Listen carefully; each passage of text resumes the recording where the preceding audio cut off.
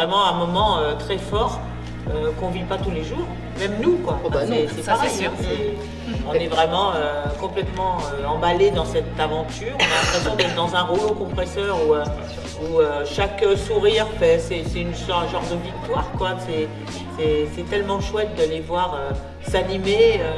Il y a des images incroyables. Le petit Noah sur son brancard là qui bougeait pas puis qui tout d'un coup s'anime et sourit et met les lunettes de soleil. Bon, ça c'est extraordinaire quoi. Moi, je crois que c'est ça qui révèle, il y a même pas de mots quoi, c'est juste que c'est un échange qui est complet, très fort et jubilatoire au possible. Donc c'est ça le plus important moi, il me semble.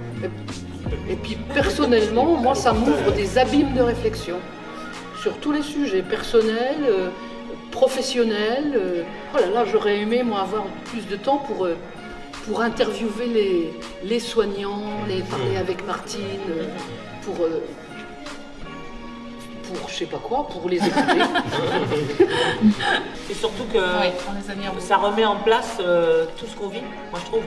Parce que quand on voit les enfants qui vivent ça et qui arrivent quand même à passer par-dessus, qui arrivent à avoir une résilience hallucinante, et que nous on râle pour un petit truc, n'est-ce pas les danseurs, pardon, c'est vrai que la moindre chose peut nous atteindre dans la vie de tous les jours. Et là quand on voit ça, on se remet en question, on dit bah oui, mais finalement bon, c'est pas si grave, tu vois, d'avoir ci ou ça quoi, que Aline elle soit fritée la fesse, là c'est grave, mais en même temps par rapport aux enfants qui sont là, bon finalement c'est pas si grave, voilà, ça remet en cause nos valeurs. Les sourires, les regards, les câlins. Joie de vivre. Le plaisir, beaucoup de plaisir. Au début on se dit bon on va prendre la distance, on va quand même mettre une certaine distance et puis en fait on se dit mais pourquoi? Donc on y va et puis on prend et on donne. Voilà. Effectivement, se jeter dans les bras comme ça et que les enfants, quand ils voient un danseur, ils commencent à ouvrir les yeux grands comme ça, avoir un sourire jusque-là et se jeter, ils ont besoin de se jeter. Et en fait, ça casse tous les codes de la société actuelle, surtout après le Covid. Après le Covid, il fallait plus qu'on se touche, il fallait plus qu'on ci, il fallait plus qu'on ça. Et là, tout d'un coup, tout le monde s'en fout, quoi.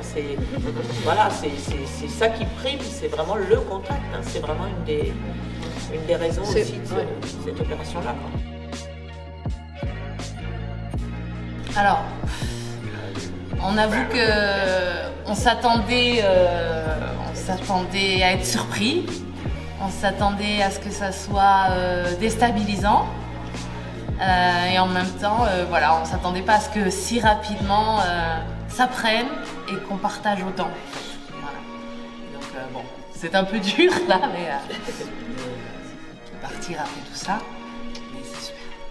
Après, quand on les avait en atelier, on faisait pas aussi forcément attention, on les prenait comme ils étaient sans forcément... On pensait pas à leur incapacité. C'est l'instant présent qui...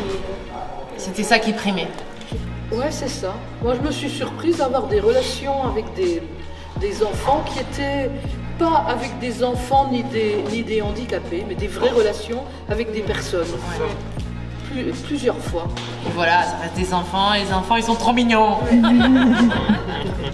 Oh.